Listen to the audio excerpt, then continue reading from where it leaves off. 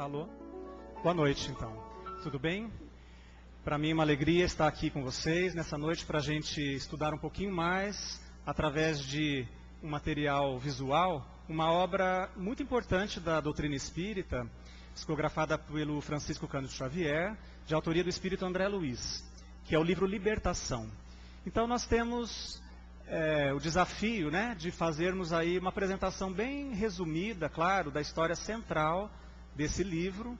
A gente costuma fazer essa apresentação em 2 dias, nós vamos estar condensando para apenas pegarmos realmente os pontos principais da história e a gente conseguir então cumprir no horário que a gente tem aqui para a nossa palestra de hoje. Esse material foi produzido pela Sociedade Espírita Mãos Unidas de São Paulo, que tem um projeto muito interessante de transformar as obras espíritas em um material visual para que isso torne, né, as apresentações, as palestras, os estudos dessas obras mais agradável, mais fácil, de maneira que todos possam ter aí uma familiaridade maior com o conteúdo do livro. De forma alguma, a gente vai substituir a leitura do livro. Espero que depois que a gente termine a nossa apresentação hoje, as pessoas que estão aqui, todos nós, estejamos estimulados a, se não lermos ainda, não tivermos lido o livro, venhamos a lê-lo e aproveitar aí os detalhes tão ricos que essa obra tem a nos oferecer, né? Esse livro, ele tem uma história muito interessante, que começa com o espírito André Luiz, que é um verdadeiro repórter do mundo espiritual, trazendo as suas informações. André Luiz participando de uma reunião no plano espiritual, onde um dos ministros que dirigem as atividades na cidade chamada Nosso Lar, porque André Luiz, né, nós conhecemos a sua trajetória, foi socorrido das regiões do umbral, passou a viver como cidadão nessa cidade espiritual chamada Nosso Lar, que fica sobre a região da cidade do Rio de Janeiro. E ele então, claro, começou a trabalhar e participar ativamente de atividades lá. E nesse relato desse livro, a gente vai ver uma atividade socorrista da qual ele participou. E para isso, ele foi fazer parte de um treinamento, de uma capacitação. Vejam que interessante, né? Esse livro escrito em 1949, onde já havia, com certeza no plano espiritual, essa preocupação constante em capacitar as pessoas, os trabalhadores, os espíritos desencarnados, para virem desempenhar missões aqui no nosso plano. Então está lá o André Luiz numa assembleia, ouvindo as palavras de um dos ministros da cidade de Nosso Lar, tratando exatamente sobre o seguinte ponto: a existência no plano espiritual de organizações trevosas, organizações diretamente vinculadas ao mal, que têm exatamente como objetivo fazer o mal, planejar o mal e manter a humanidade aqui no nosso plano num nível de desenvolvimento moral baixo, para que eles lá no plano espiritual inferior continuem tendo um acesso facilitado através dessa sintonia com as pessoas que também encarnadas aqui vibrem de forma inferior, e eles consigam então se manter através de um sistema de furto psíquico, né? Eles roubam, eles vêm, se aproximam de nós que estamos encarnados aqui, porque nós deixamos, porque nós os atraímos pela afinidade, pela mesma sintonia, e aí as coisas acontecem como nós já sabemos. Muito bem. O André Luiz se surpreende um pouco, né, quando o ministro fala sobre isso, porque ele, mesmo tendo sido resgatado das regiões do umbral, umbral é uma região inferior do plano espiritual, mas o ministro tratava, nesse momento, de regiões muito inferiores à região do umbral, não é? Ele tratava de organizações que realmente se localizavam em regiões muito inferiores do plano espiritual. A gente não vai ter tempo de discutir aqui, né? Mas apenas dizer para vocês que a gente poderia enxergar a Terra, esse planeta onde nós vivemos, como se ela fosse constituída de camadas, verdadeiras camadas como uma cebola, né? Camadas que vão do exterior até o seu interior. E a gente poderia então né, mais ou menos classificar essas regiões da seguinte forma. A gente teria, no mundo espiritual, as regiões superiores, onde moram, onde habitam os espíritos equilibrados, os espíritos superiores, região da qual nós não temos muitas informações, porque a gente também não tem muita familiaridade com esses espíritos, né?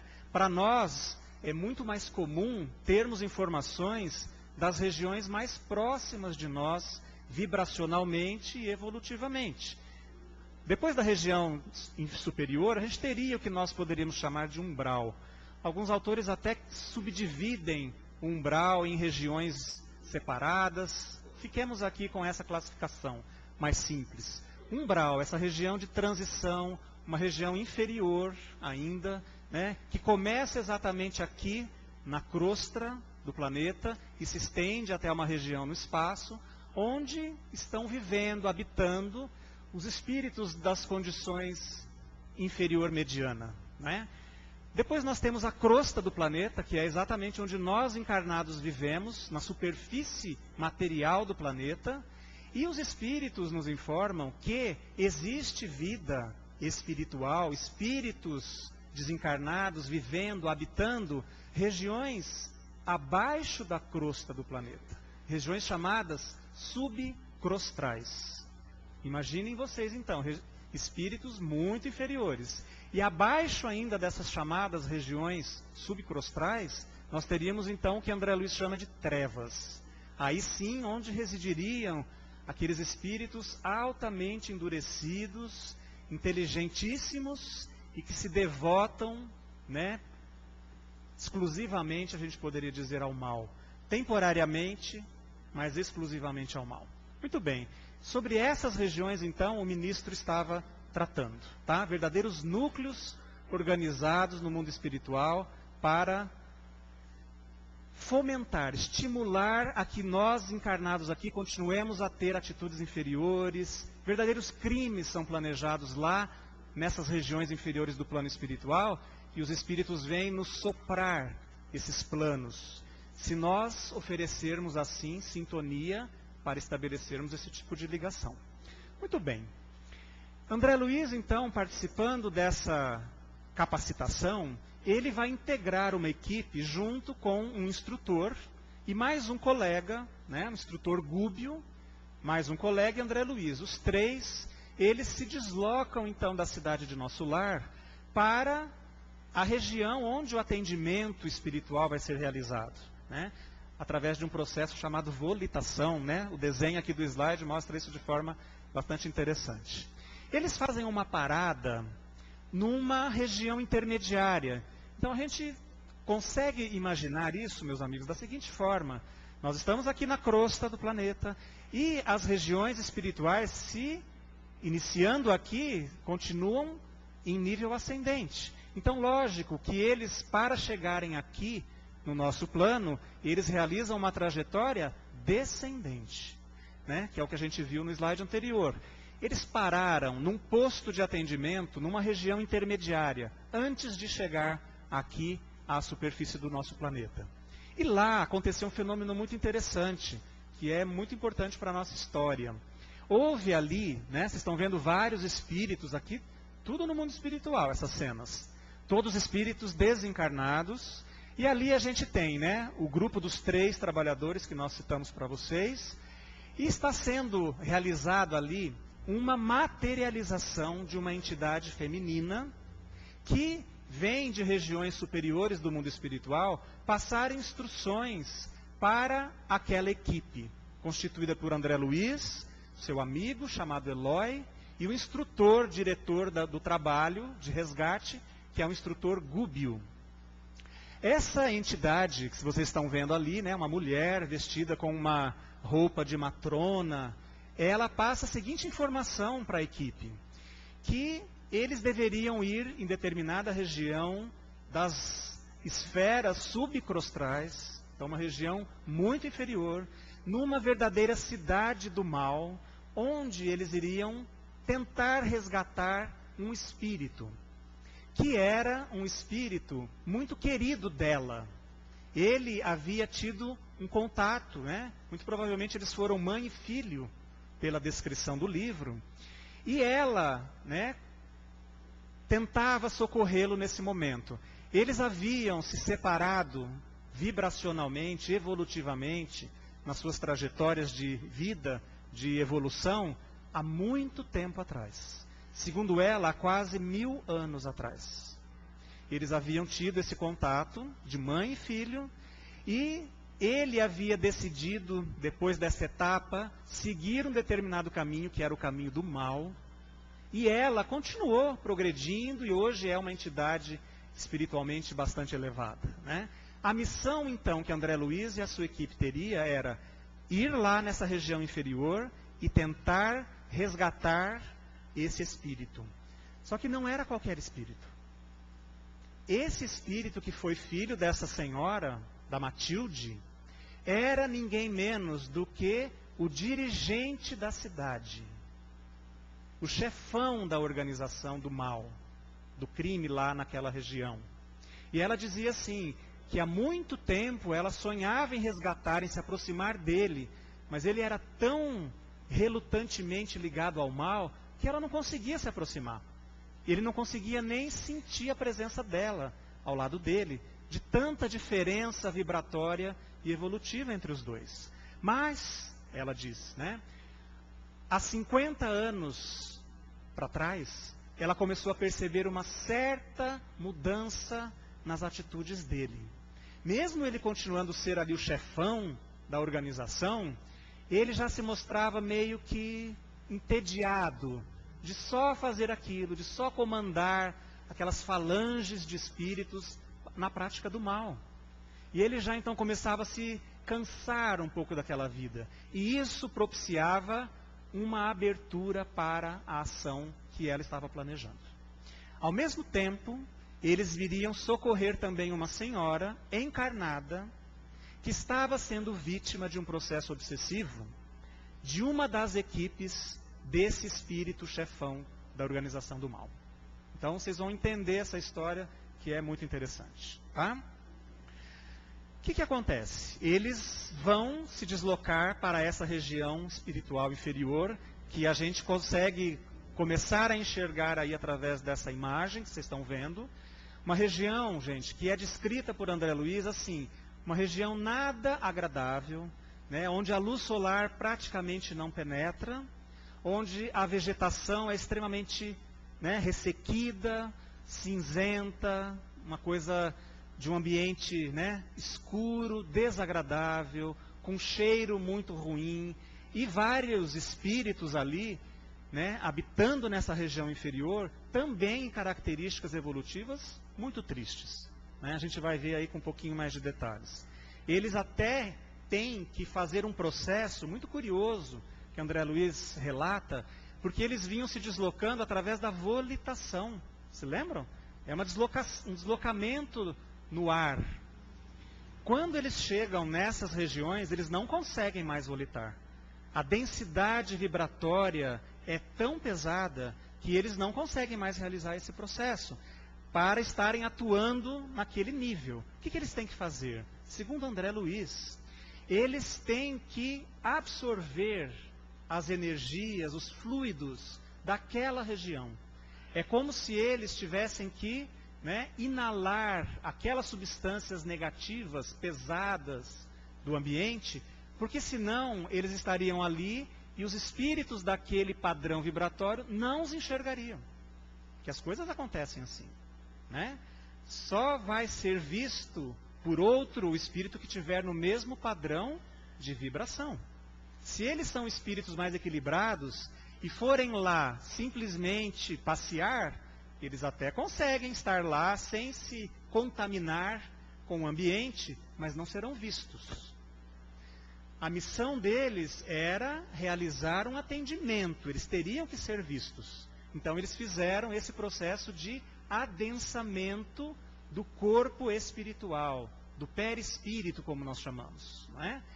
Inalaram aquelas substâncias num processo até muito desagradável, segundo André Luiz, que necessita de uma adaptação, mas conseguiram lá fazer isso e estão lá visíveis então para todos do mesmo nível onde eles estão agora. Vejam bem a descrição dos habitantes dessa região, né? Esse é o visual que o desenhista imaginou ao ler a obra de André Luiz. Espíritos que lembravam muito pessoas com olhares perdidos, verdadeiros doentes mentais, né? Não apenas aquelas pessoas de caráter altamente desvitalizadas, né? Com aquela face sem energia, sem vida, mas também ao fundo, se vocês verem, ele descreve como assim, um bando de espíritos verdadeiramente dementes. Alguns até com trajes e apetrechos criados mentalmente para atacar, para se defender de alguma coisa, né? Então uma região realmente bastante inferior. A gente não vai entrar muito em detalhes, né? Mas obviamente o livro descreve com bastante cuidado e um relato muito bacana a descrição da vegetação, desses habitantes, a aparência das roupas, dos objetos, né? Esse processo todo de adensar o perispírito para conseguir estar ali realizando um processo de socorro. O perispírito, que é esse corpo com o qual nós sobrevivemos após a morte deste corpo físico, então quando nós estamos desencarnados no mundo espiritual, continuamos a viver e a nos identificar pelo perispírito, né? Ele tem uma característica de plasticidade, então ele se amolda conforme o nível mental do espírito, né? Não vamos entrar aqui nesses detalhes que não dá tempo também. Ele é capaz de modificar a sua densidade. E aqui é importante a gente falar para vocês o seguinte, o perispírito é um corpo plástico, né? Ele sofre a ação dos pensamentos nossos lá no mundo espiritual. E ele é capaz de sofrer, inclusive, processos de alteração da sua forma. Aqui nesse livro, André Luiz cita, né, basicamente 2 desses processos, que nós vamos ver rapidamente. O primeiro é o que a gente chamou ali de ovoidização, né? Vocês vão ver aqui a presença de ovoides, descritos por André Luiz, a gente vai ver rapidamente. Do lado de lá, o que ele chama de zoantropia, que é a mudança da forma humana para a forma semelhante a um animal. Tá? A gente vai ver em que situações isso acontece. Tá? Basicamente isso. Tudo bem. Eles vão exatamente buscar a cidade onde o espírito Gregório, esse chefão da organização do mal, filho da Matilde, daquela senhora que se materializou, é o comandante. Então eles chegam lá e vão dizer assim, olha, nós queremos falar com o Gregório. Só que a coisa assim não é tão fácil, né? Ele é o chefão. Para você chegar até ele, existe uma hierarquia e um processo seletivo para saber quem é que quer falar com o Gregório, né? Milhares de espíritos querem falar com o Gregório. Então, André Luiz e os seus amigos, o trio, que está ali, né? Mais ou menos sem destaque nenhum, sem luminosidade nenhuma, eles estão quase igual aos outros, vamos dizer assim. Eles vão passar por um processo seletivo, né? E é exatamente essa cena que está sendo representada ali. Segundo André Luiz, eles vão num local, gente, nessa cidade, onde existe um verdadeiro tribunal. Segundo ele, é essa representação que se via lá, né? Ao alto desse local, numa tribuna em destaque ali em cima, existiam verdadeiros magistrados. Todos, entendam bem, espíritos muito inferiores, mas que por sua inteligência acabam tomando o comando nessas regiões e acabam, né, tendo esses cargos, vamos dizer assim, instituídos ali na própria organização do mal. Esses juízes, esses magistrados, estavam ali realizando processos de julgamento. E um deles, que é exatamente o instantâneo dessa imagem, se vocês verem ali no canto de baixo, à direita, eles fizeram um julgamento de uma mulher que havia matado o marido e os seus filhos. E o veredicto dos juízes havia sido o seguinte: bom, você fez isso, então você merece ser uma loba, né? E ficaram repetindo esse comando mental para essa mulher, que obviamente trazia dentro de si a culpa instalada por ter assassinado o marido e os filhos, e ela aceitando aquela indução mental do magistrado: você é uma loba, um processo hipnótico. Ela começa a aceitar isso porque ela é culpada para ela própria, e o perispírito começa a mudar de forma, e ela começa a se transformar, né, com uma aparência semelhante a de um animal, a de um lobo.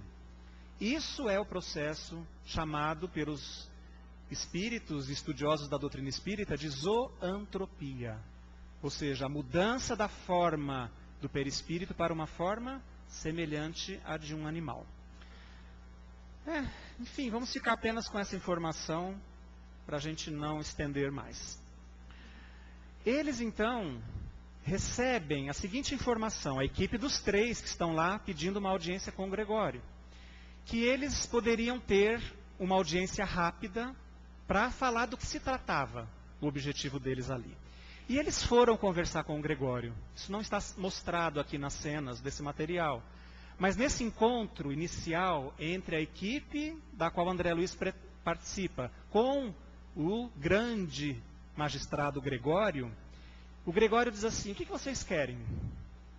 E o Gúbio, que é o orientador dessa equipe, diz o seguinte: nós viemos aqui em nome da Matilde. E quando o Gúbio fala o nome de Matilde, o Gregório dá uma estremecida, né? Uma balançada. Ele fala assim: quem? Né? Repete esse nome que você falou. E o Gúbio diz assim: em nome da Matilde. E ele diz assim, o Gregório: não conheço ninguém com esse nome. Mas o Gúbio responde: pois é, e ela afirma te querer muito, com um carinho maternal.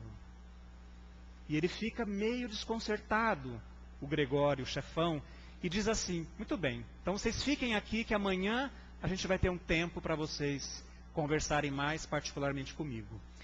E olha só o que acontece, os 3 vão parar numa cela. Estão vendo ali em cima? As grades de uma verdadeira cela. E os 3 lá dentro, eles vão dormir, né? Eles vão fazer uma estadia ali naquela região.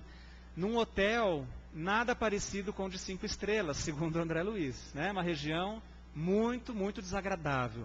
Mas lá, da janelinha daquele lugar onde eles iriam pousar naquela noite, André Luiz, muito curioso, né? Graças a Deus, para o nosso proveito, né? Porque tudo que ele via, ele nos relatava. Ele observou as pessoas andando lá embaixo, de onde eles estavam. Dá para vocês verem ali, né? As pessoas. E uma coisa curiosa que ele observou era que em muitos espíritos que caminhavam pela rua sem destino, com aquele mesmo olhar perdido, aquele olhar de perturbação mental, ligados a esses espíritos existiam aquelas esferas, verdadeiras bolas energéticas, né? Uma massa disforme, que variavam do tamanho de laranjas, de uma laranja até o tamanho de um crânio humano, e muitos deles traziam vários ligados à sua cabeça. E o André Luiz falou que nunca tinha visto aquilo, né? Desde que ele está lá no plano espiritual, não se lembrava de ter visto elementos desse tipo. Ele pergunta para o Gúbio, o instrutor Gúbio lá com ele, né? E o Gúbio diz assim: bom, esses elementos que vocês estão vendo ali ligado na cabeça desses espíritos são os chamados ovoides.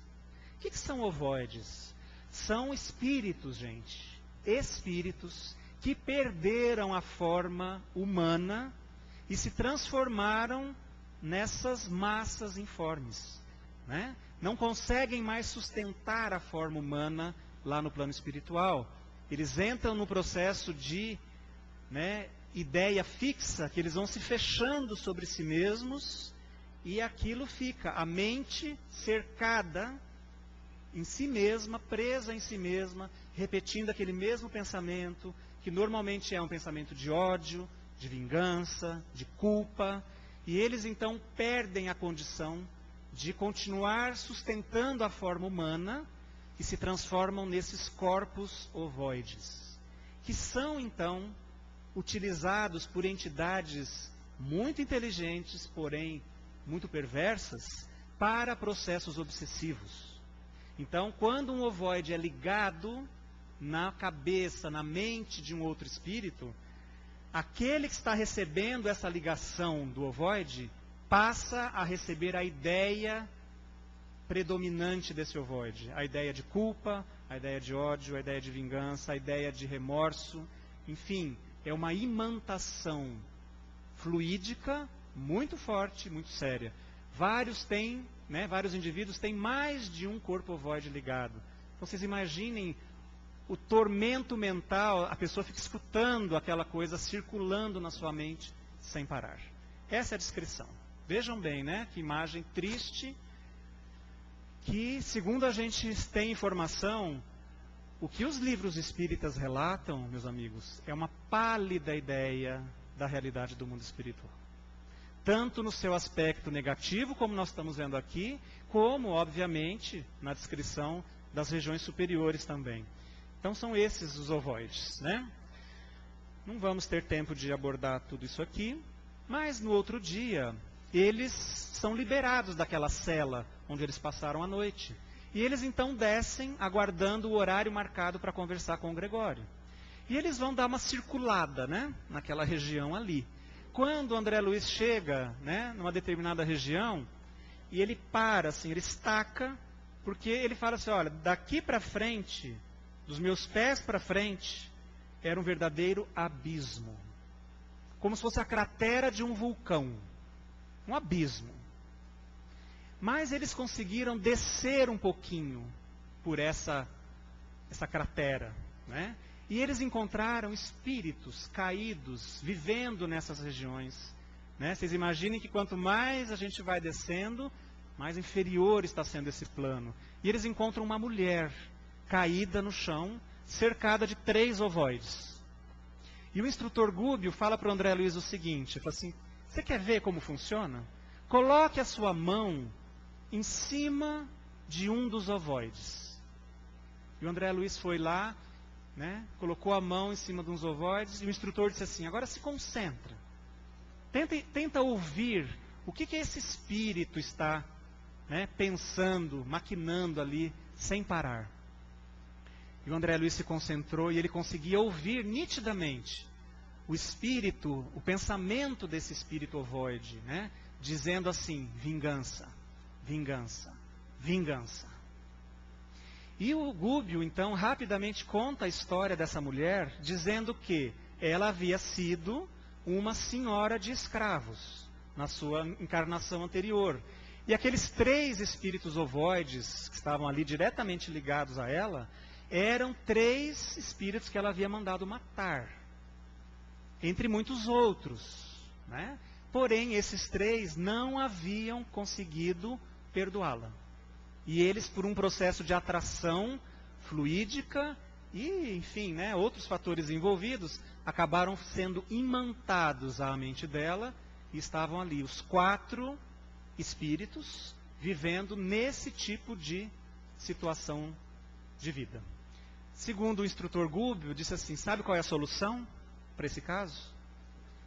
Provavelmente a única solução para esses espíritos ovoides voltarem a ter uma forma humana, porque essa perda da forma é uma perda temporária, né? Todos nós estamos em evolução, em progresso evolutivo. Não teria cabimento a gente imaginar que esses espíritos vão ficar para sempre assim. Então, a maneira com que eles conseguem voltar à forma humana é através da reencarnação. Então, o planejamento para essa turma, né, para esse conjunto de espíritos ali, era a mulher reencarnar e os 3 renascerem como filhos dela. Esse era o projeto de reencarnação para eles. Tá? Muito bem. Aí eles conseguiram, então, enfim, a audiência com o Gregório, né, que é esse nosso amigo que está sentado ali no verdadeiro trono, segundo a descrição do livro, com uma imagem muito dura, né, uma pessoa rígida, autoritária, uma pessoa com um semblante frio e duro. E ele então dizia assim, muito bem, o que vocês querem aqui? E o Gúbio então falou, olha, nós queremos que você permita que nós 3 possamos ir lá junto dos encarnados, ajudar aquela senhora, nós falamos no começo, que se chama Margarida. E a Margarida estava sendo obsediada por uma equipe mandada pelo Gregório. E o Gregório diz assim, não, pode esquecer, não vou deixar de jeito nenhum. Esse caso é meu. Esse caso está definido já. Não tem volta. Não adianta vocês quererem interferir, auxiliar, ela é minha. Esse caso me interessa diretamente. E o processo a qual ela está submetida está sobre o meu comando e eu não vou permitir de jeito nenhum que vocês interfiram. Mas o Gúbio era um instrutor espiritual evoluído. E ele então consegue, através da sua sabedoria e de ter o jeito certo de falar as coisas, ele diz assim, olha, tudo bem, a gente quer apenas, nós nem vamos interferir, a gente quer apenas que você nos autorize a estar junto com a equipe que está ao seu comando lá junto dela.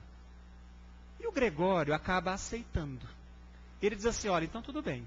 O caso já está a tal ponto sob o meu comando que nada do que vocês forem fazer vai interferir mesmo. E o projeto do Gregório, gente, era o seguinte, atuar sobre a Margarida, vocês vão conhecer agora, de tal maneira que ela, não achando saída e solução para o seu sofrimento na sua vida, ela se suicidasse.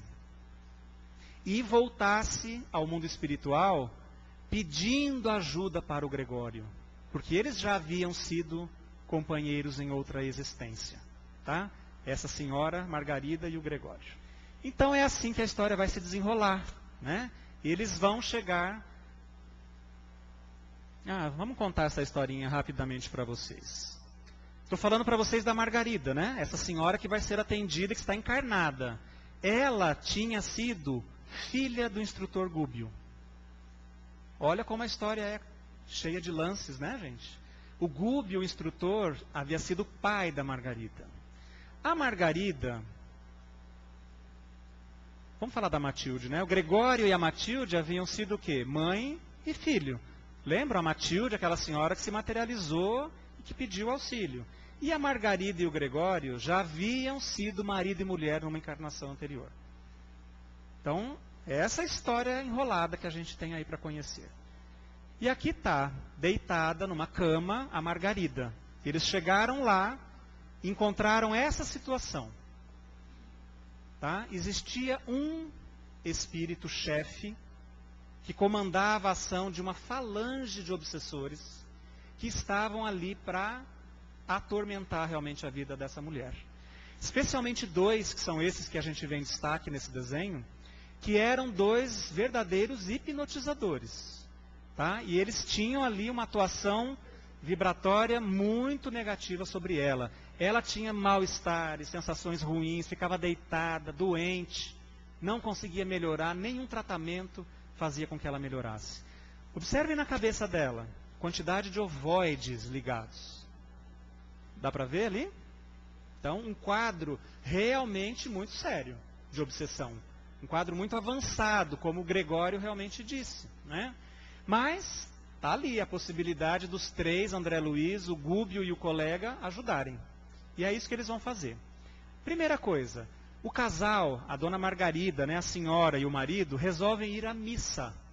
À missa num templo católico. O André Luiz fala, então vamos lá, quem sabe ali na igreja ela consegue alguma melhora, alguma forma de lenitivo. Quando ela levantou da cama, se arrumou, ela e o marido entraram dentro do carro, o André Luiz assim, ficou abismado. Porque ele disse o seguinte, que junto no carro, para ir na missa, foram todos os espíritos. Parecia carro alegórico de carnaval no Rio de Janeiro.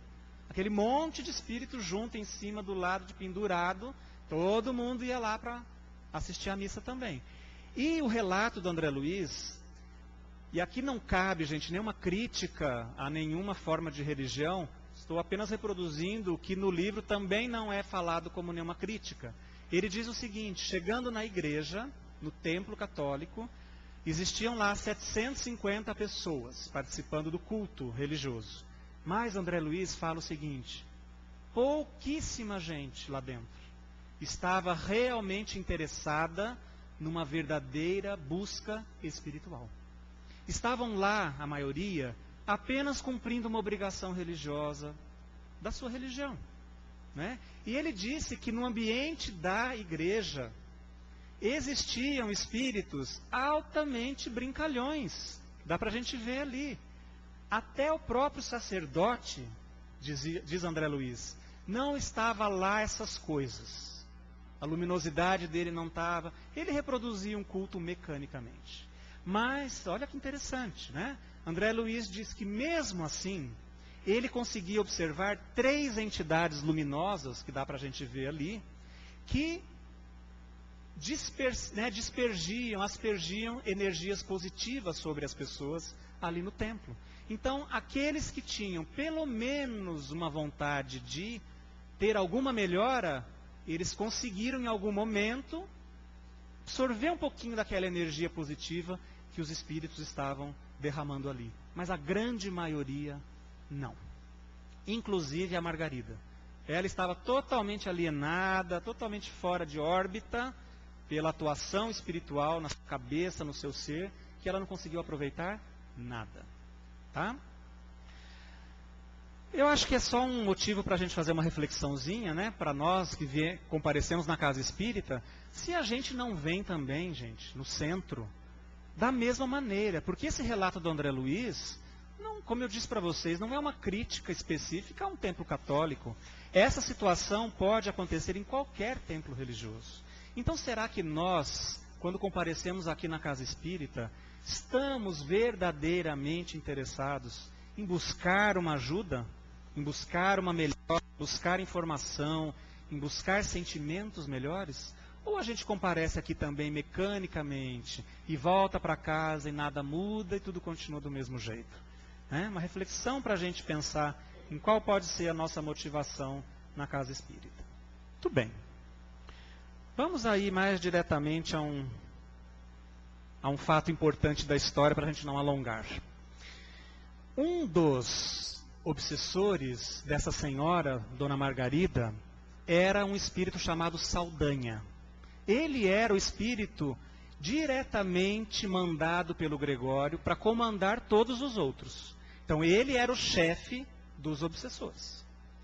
Então, ele era uma pessoa também super rígida, dura, segundo o relato do livro, e os 3 só observando. Até agora, nada, né? Ninguém fez nada para ajudar, para interferir, nada, só observando. Teve um dia, então, que o Saldanha, esse chefão lá da equipe que estava junto da Dona Margarida, falou, olha, eu vou visitar o meu filho que está preso. E aí o Gúbio falou assim, a gente pode ir junto? Né? Nós 3 podemos ir junto, fazer uma visita com você lá para o seu filho na prisão? E o Saldanha achou meio estranha a história, né? Ele falou, não, tudo bem, pode, vamos lá, né? Chegaram lá, o que o André Luiz relata? Que estava o rapaz encarnado, preso, numa penitenciária. Junto dele estavam a mãe e a esposa dele, desencarnadas, em total alienação mental, ligadas vibratoriamente a ele. Então estava lá os 3, o filho do Saldanha, que era o rapaz encarnado, a esposa do Saldanha desencarnada recentemente e a esposa do rapaz, né? A nora do Saldanha, desencarnada também ali. As 2 desencarnadas ao lado do rapaz. Em total desequilíbrio e o rapaz também. O que o Gúbio fez? Ele disse assim, Saldanha, você me permite fazer uma prece pelo seu filho? E o Saldanha olhou ele muito, né, desconfiado e surpreso, e falou assim, ué, mas né, fazer uma prece, nunca vi espírito obsessor querer fazer prece para ajudar os outros, né? Mas ele falou, bom, se é para ajudar o meu filho, tudo bem, você pode fazer uma prece. E aí, gente, não há palavras que reproduzam o que está no livro. O Gúbio se ajoelhou na cela, no chão da cela da prisão, se concentrou e pediu ajuda do alto. E o que começou a acontecer? Eles que estavam com aquela aparência de espírito inferior também, se lembram? Eles tinham absorvido aquelas energias desde a cidade lá onde o Gregório vivia. Eles estavam daquele jeito ainda. Quando o Gúbio faz a sua prece, a luz que vem do alto penetra na sua cabeça, exatamente aquela cena ali, e começa a expulsar todas aquelas substâncias pesadas, negativas, inferiores. E o Gúbio se transforma numa verdadeira estrela de luz. E dirige essa luz para os espíritos que estão ali. O filho do Saldanha, a mãe e a esposa do rapaz. E ele consegue fazer com que elas se desliguem dele naquele momento. E o rapaz volta meio que à consciência, né, que ele tinha perdido pela influência tão negativa, meio sem querer das duas. E ele volta então a ter uma consciência.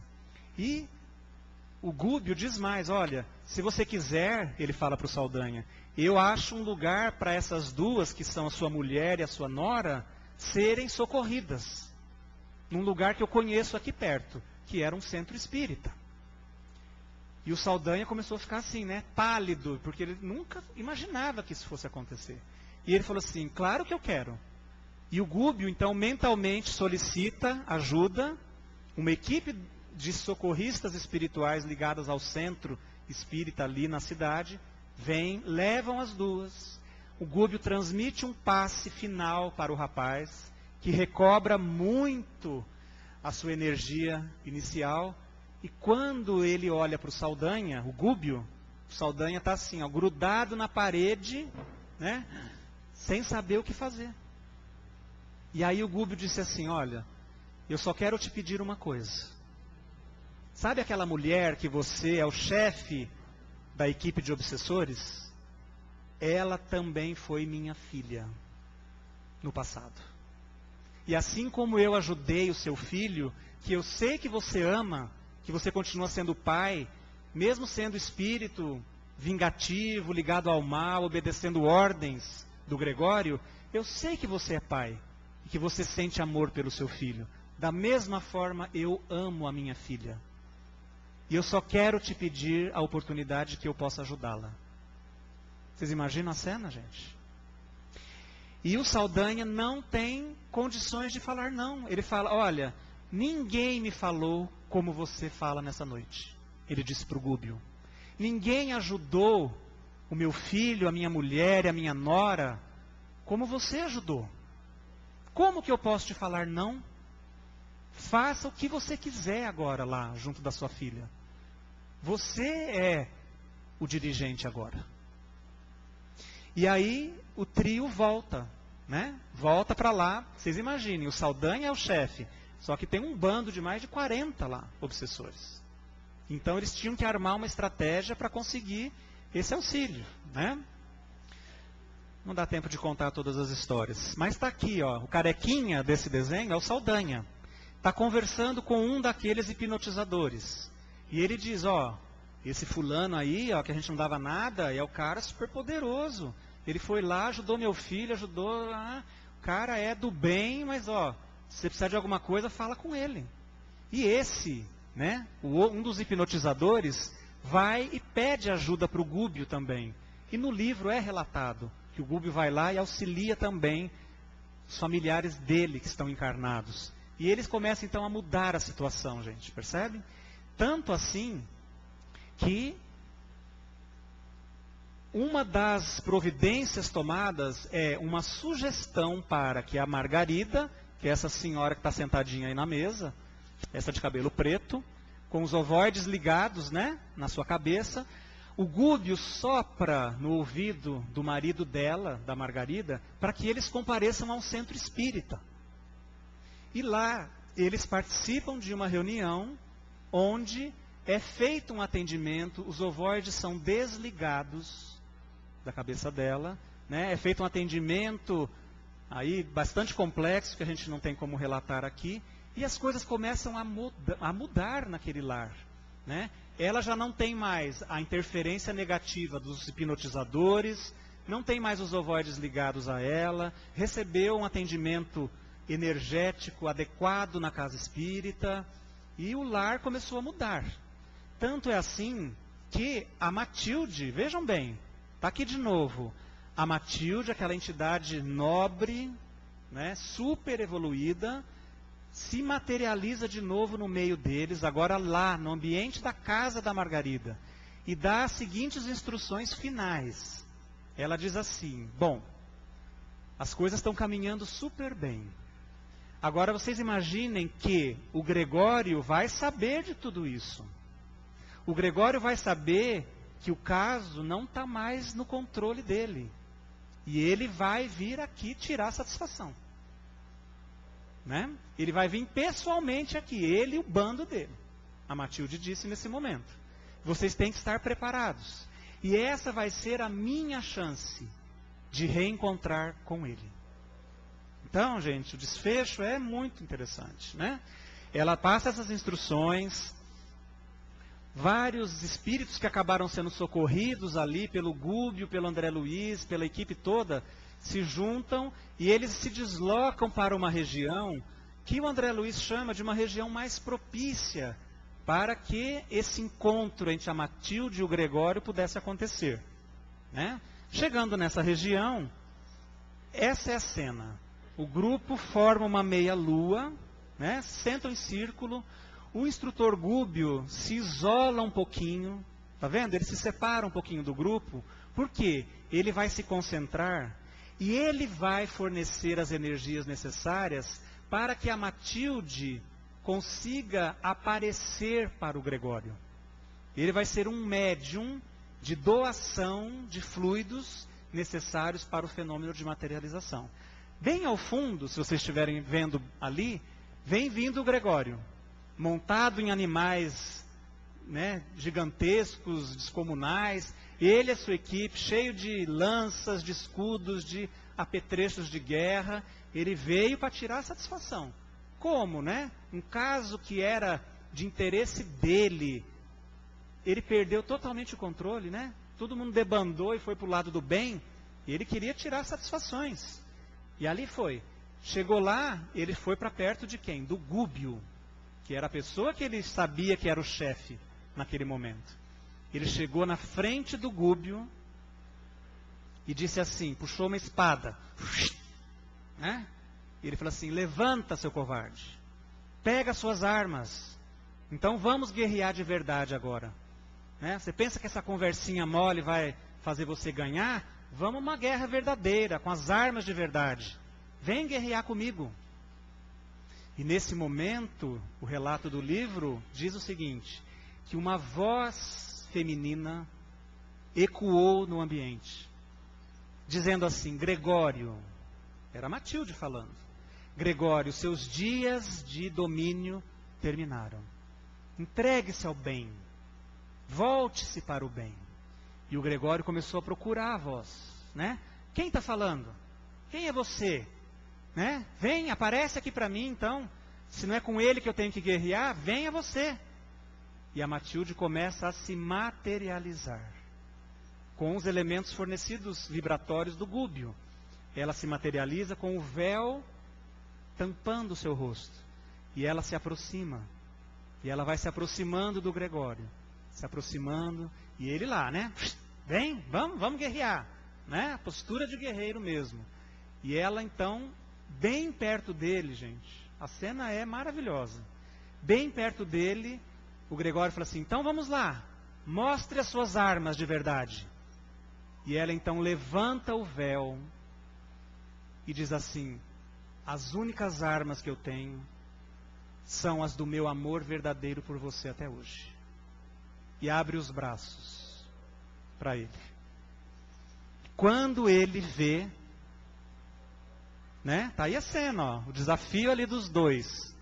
Matilde materializada e o Gregório. Quando ela abre, ele vê o rosto da Matilde.